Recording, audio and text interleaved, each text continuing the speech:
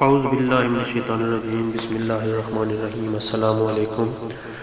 ہمارا مقصد توحید کا پرچار اور شرک و بدعت کا خاتمہ کرنا ہے۔ اگر آپ اس میں ہمارا ساتھ دینا چاہتے ہیں تو ہمارے چینل مرکزی ITWS پاکستان کو سبسکرائب کریں اور ساتھ ہی گھنٹی کے نشان کو بھی دبا دیں تاکہ نئی آنے والی ویڈیو کا نوٹیفیکیشن سب سے پہلے آپ تک پہنچ سکے۔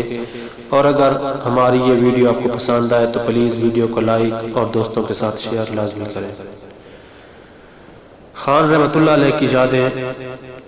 اس دن ایک بات مجھے بہت ہی عجیب لگی۔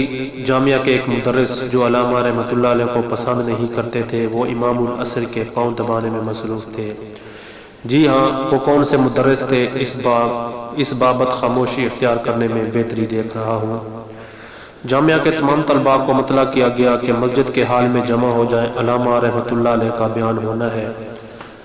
طلباء اپنے اپنے روم سے باہر نکلنے لگے اور دیکھتے دیکھتے مسجد کا حال کھچا کھچ بھر گیا۔ میرے وہ دوست جن کا کام اکثر میری چھیڑ خانی پہ معمور ہوتا تھا، ان کے سر سمیت منہ پہلی صف میں دکھائی دیے۔ خیر، علامہ رحمۃ اللہ علیہ کا بیان شروع ہوا۔ قل ھذہ سبیلی ادعو الی اللہ، اس آیت مبارکہ کا مختصر سا مفہوم بیان فرمایا۔ بیان ختم ہونے کے بعد طلباء کو مصافحہ کے لیے ٹائم دیا گیا۔ آمنے سامنے ایک لمبی قطار بنائی گئی۔ علامہ رحمۃ اللہ علیہ اس قطار سے گزرتے ہوئے باہر کی طرف آ رہے تھے۔ یوں طلباء کو دیدار کی سعادت بھی ملتی رہی اور مصافحہ کا شرف بھی حاصل ہوتا رہا۔ پر دوستو، میرا تو ایک مصافحے سے کام تھوڑا ہی ہونا تھا۔ لائن توڑ کر آگے کھڑے طلباء کرام میں شامل ہو جاتا اور ایک بار پھر مصافحہ کا شرف حاصل کرنے کی کوشش کرتا۔ جہاں سے مسجد و مدرسہ کی حدود ختم ہوتی، وہاں تک میں علامہ رحمۃ اللہ علیہ کے دیدار کی خاطر ان کے آگے آگے دوڑتا رہا۔ دوستو، دیوانگی سر پہ یوں مسلط تھی کہ علامہ کی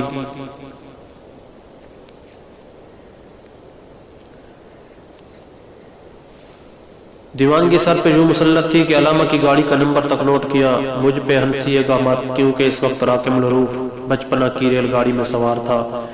اس کے بعد علامہ رحمۃ اللہ علیہ کے ساتھ الفت میں مزید اضافہ ہو چکا تھا۔ جامعہ کے کچھ طلباء ہمارے ساتھ شدید نوعیت کی نفرت کرتے تھے۔ روم میں موجود کچھ طلباء اپنے مولویوں کی وہ تقریریں ڈھونڈ ڈھونڈ کر لاتے جس میں علامہ رحمۃ اللہ علیہ کو بدترین گالیاں دی جاتی۔